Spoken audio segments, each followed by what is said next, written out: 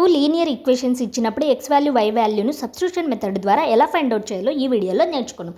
ఇప్పుడు ఈక్వేషన్ 1గా మనం x plus y is equal 14 write చేసుకున్నాం. అలాగే ఈక్వేషన్ నెంబర్ 2గా x minus y is equal 4గా రైట్ చేద్దాం.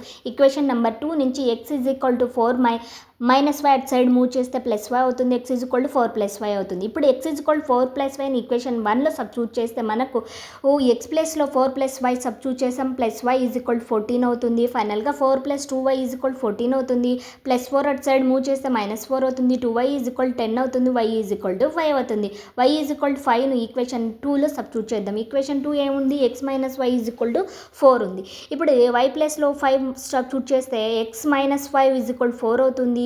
x is equal to minus 5 at side move చేస్తే ప్లస్ 5 అవుతుంది. 4 ప్లస్ 5 ఈజ్ ఈక్వల్ టు 9 అవుతుంది.